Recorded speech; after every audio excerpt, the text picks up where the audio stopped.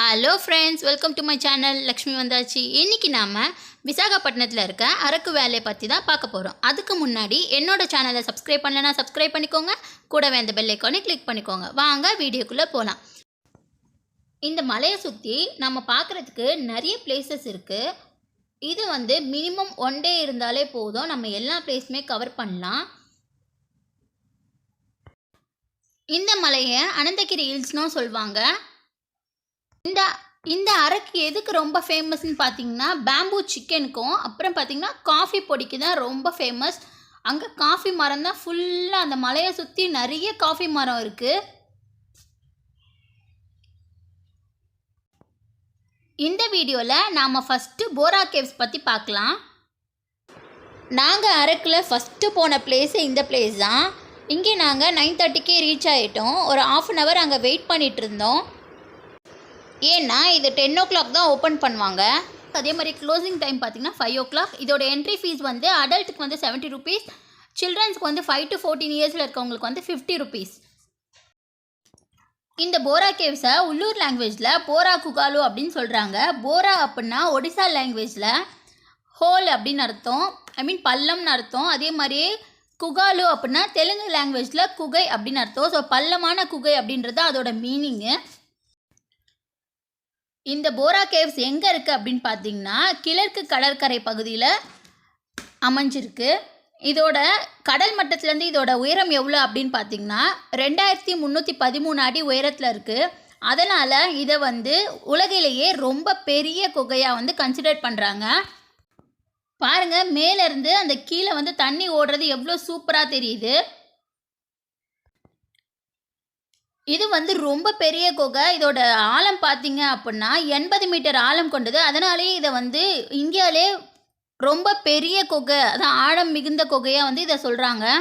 அதே மாதிரியே இந்த குகைக்கு மெயின் என்ட்ரன்ஸில் பார்த்தீங்கன்னா ஒரு சிங்கம் சிலை மாதிரி ஒன்று இருக்குது. அதை பார்க்குறதுக்காகவே அதான் வேறு ஊர்லேருந்து வேறு நாட்டில் இருந்துலாம் நிறைய பேர் வராங்க.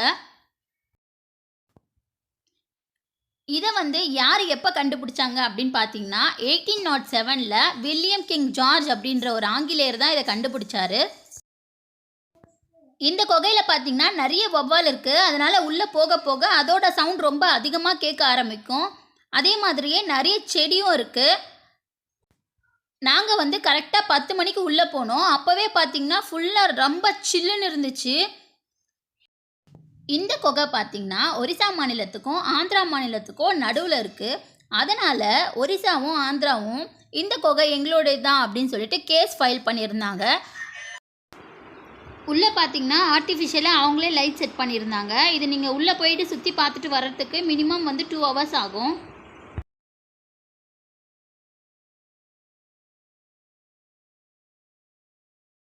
இந்த குகைக்குள்ளே பார்த்தீங்கன்னா இன்ஸ்டன்ட் ஃபோட்டோகிராஃபி ஸ்டால் அங்கங்கே போட்டிருந்தாங்க. அதோட ஸ்டார்டிங் ரேட் பார்த்திங்கன்னா 40, 60, 80 அந்த மாதிரி ரேஞ்சஸில் இருந்துச்சு. நம்ம ஃபோட்டோ எடுக்கணுன்னா எடுத்துக்கலாம். அவங்க எடுத்து உடனே நம்மக்கிட்ட கொடுத்துருவாங்க. இங்கே அந்த குகைக்குள்ளே போக போக ரொம்ப இருட்டாக இருந்ததால் ஒரு சில குழந்தைங்க அழ ஆரம்பிச்சிட்டாங்க பயந்து. அதுவும் இல்லாமல் அந்த சவுண்டு ரொம்ப நம்ம சின்னதாக சவுண்ட் போட்டால் கூட ரொம்ப பெரிய சவுண்டாக கேட்க ஆரம்பிச்சிச்சு. அதனால் குழந்தைங்களாம் பயந்து அழ ஆரம்பிச்சிட்டாங்க. உண்மையாகவே நீங்கள் உங்கள் லைஃப் டைமில் பார்க்க வேண்டிய ஒரு பிளேஸ் இது. அதே மாதிரி நாங்கள் உள்ளே போகும்போது எந்த ஸ்டாலுமே வைக்கல. நாங்கள் வெளியில் வரும்போது பார்த்திங்கன்னா, ஏன்னா நாங்கள் ஸ்டார்டிங் 9:30க்கெலாம் போயிட்டோம். 10 o'clock மேலே தான் அங்கே ஷாப் வைக்க ஸ்டார்ட் பண்ணியிருப்பாங்க போல். வெளியே வரும்போது நிறைய கடை இருந்துச்சு. கேப்பு, அதுக்கப்புறம் பார்த்திங்கன்னா பேம்பூலேயே செஞ்ச பொருளுக்கான நிறைய ஷாப் இருந்துச்சு. இப்போ இவங்க பேம்பு சிக்கன் பண்ணிகிட்ருக்காங்க. இது உங்களுக்கு லாஸ்ட் இந்த வீடியோ எண்டில் அதை எப்படி பண்ணுறாங்க அப்படின்றத உங்களுக்கு நான் காட்டுறேன். அடுத்து குழந்தைங்க விளையாடுற டாய்ஸ் நிறைய இருந்துச்சு. அடுத்து பார்த்திங்கன்னா அந்த மலையிலே கிடைக்கக்கூடிய கடுக்காய், இஞ்சி, அதுக்கப்புறம் பார்த்திங்கன்னா கிராம்பு, பட்டை, லவங்கம் அதெல்லாம் அப்படியே ஃப்ரெஷ்ஷாக வச்சுருந்தாங்க.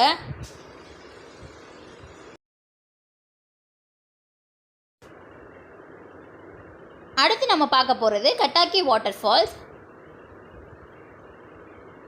இது அனந்தகிரி வாட்டர் ஃபால்ஸ்னு சொல்லுவாங்க. இதுக்குள்ளே போகிறதுக்கு பார்த்திங்கன்னா அங்கே நம்மளோட ஓன் டிரான்ஸ்போர்ட் அலோவ் பண்ண மாட்டாங்க. அவங்க அங்கே ஒரு வண்டி வச்சுருக்காங்க. அந்த வண்டி மூலியமாக தான் நம்ம போக முடியும். உள்ளே போகிறதுக்கு பார்த்திங்கன்னா ஒரு வண்டிக்கு ஓவராலாக 6 person ஏறலாம். ஒரு வண்டியோட காஸ்ட் பார்த்திங்கன்னா 2000. அதே மாதிரியே இந்த இடத்துக்கு போகிறதுக்கு நமக்கு ட்ரெயினும் இருக்குது. ட்ரெயின் வந்து டைமிங்க்கு ஏற்ற மாதிரி ட்ரெயின் இருக்குது. ஸோ நம்ம ட்ரெயின் ஏறி வைசாக்லேருந்து ட்ரெயின் ஏறி அரக்கு போய் இறங்கிட்டு அங்கேருந்து நம்ம வண்டியில் போகலாம். பஸ் இருக்குது, கவர்மெண்ட் பஸ்ஸஸும் இருக்குது. நீங்கள் போகணுன்னா கவர்மெண்ட் பஸ் மூலியமாகவும் எல்லா இடத்துக்கும் போய் சுற்றி பார்த்துக்கலாம். இந்த மலையை சுற்றி பார்க்குறதுக்கான பெஸ்ட்டு சீசன் என்னன்னு பார்த்தீங்கன்னா வின்டர் சீசன் தான். அந்த டைமில் போனால் தான் நம்ம சுற்றி பார்க்குறதுக்கு ரொம்ப நல்லா இருக்கும். பாருங்கள், இந்த மலையில் போகிற ட்ரெயின் அது கூட்ஸ் ட்ரெயின். நார்மல் ட்ரெயினும் போகும். அது ரயில்வே கேட் போட்டிருக்காங்க. அதுக்கடுத்து இது வந்து கலிகொண்டா வியூ பாயிண்ட்டு. ஸோ அந்த மொத்த மலையோட வியூ பாயிண்ட் ஒரு இடத்துக்கு, அதுக்கு பேர் வந்து கலிகொண்டா வியூ பாயிண்ட்னு இருக்குது. பாருங்கள் எவ்வளோ சூப்பராக இருக்குது அந்த வியூ பார்க்குறதுக்கே.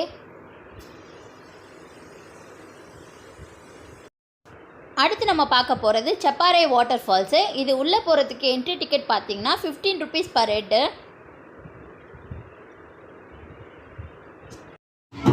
இதுதாங்க வந்து திம்சா டான்ஸு, இந்த ஊரோட ட்ரெடிஷ்னல் டான்ஸு. இவங்க எந்த ஒரு ஃபங்க்ஷனாக இருந்தாலும் இந்த மாதிரி டான்ஸ் ஆடுவாங்களாம். ஆண் பெண் எல்லாரும் சேர்ந்து ஆடுவாங்க. 15 to 20 members போல் சின்ன ரவுண்டு பெரிய ரவுண்டு அந்த மாதிரி ஃபார்ம் பண்ணி ஆடுவாங்க.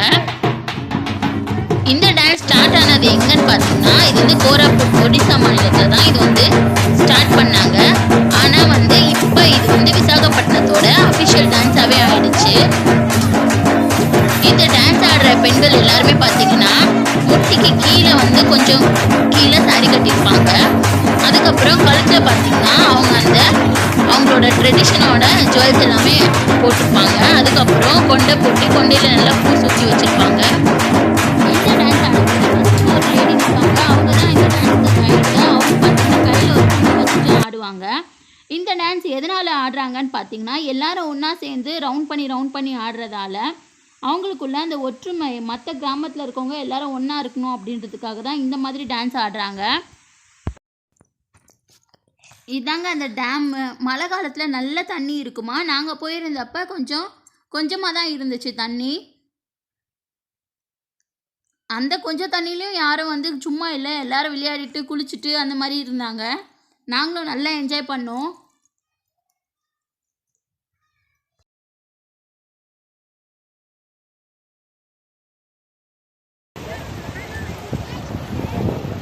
நம்ம அரக்கில் ஃபேமஸான பேம்பு சிக்கன் எப்படி பண்ணுறாங்கன்னு தான் பார்க்க போகிறோம். ஃபஸ்ட்டு இவங்க 250 கிராம் சிக்கன் எடுத்திருக்காங்க. அதை ஆல்ரெடி க்ளீன் பண்ணி வச்சது. அதில் இப்போ பச்சை மிளகாய் ஆட் பண்ணிக்கிறாங்க. நல்லா குட்டி குட்டியாக நறுக்கி போட்டுக்கிறாங்க.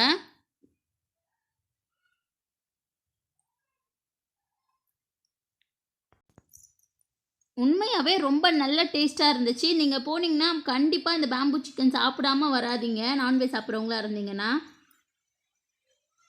அந்த பேம்புவோட ஸ்மெல் ஃபுல்லாக அந்த சிக்கனில் இறங்கி அது ரொம்ப சூப்பராக இருந்துச்சு அந்த ஃப்ளேவரு. அப்புறம் இதில் எல்லா மசாலாவும் ஆட் பண்ணிக்கிறாங்க. மிளகுத்தூள், தனியாத்தூள், மிளகாய்த்தூள், அப்புறம் வந்து கரம் மசாலா, மஞ்சள் பொடி எல்லாம் இதில் சேர்த்துட்டு கடைசியாக வந்து இஞ்சி பூண்டு பேஸ்ட்டும் கொஞ்சம் போட்டுக்கிறாங்க. கடைசியாக வந்து இந்த கொத்தமல்லி கொஞ்சம் கட் பண்ணி அதில் ஆட் பண்ணிக்கிறாங்க. பாருங்கள், நம்மளோட பேம்பு சிக்கன் மசாலா ரெடி ஆகிடுச்சு. இப்போ அதை பேம்புக்குள்ளே அந்த பேம்பு ஸ்டிக் மாதிரி ஒன்று வச்சுருக்காங்க, அதுக்குள்ளே அதை உள்ளே ஆட் பண்ணிடுறாங்க. எல்லா மசாலாவோடு சேர்த்து அப்படியே ஃபுல்லாக ஆட் பண்ணிடுறாங்க.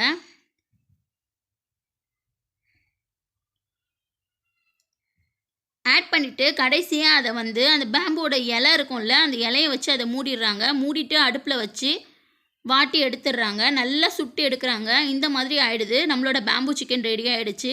இப்போ அதை கார்னிஷிங்காக வெங்காயம் கட் பண்ணி மேலே வச்சுட்டு நம்மக்கிட்ட கொடுத்துருவாங்க. இந்த வீடியோ கண்டிப்பாக உங்களுக்கு பிடிச்சிருக்கோன்னு நினைக்கிறேன். பிடிச்சிருந்தா லைக் பண்ணுங்கள், கமெண்ட் பண்ணுங்கள், உங்கள் ஃப்ரெண்ட்ஸ் அண்ட் ஃபேமிலி கூட ஷேர் பண்ணுங்கள். நெக்ஸ்ட்டு அரக்கு பார்ட் 2 வீடியோவில் மீட் பண்ணுறேன். Bye.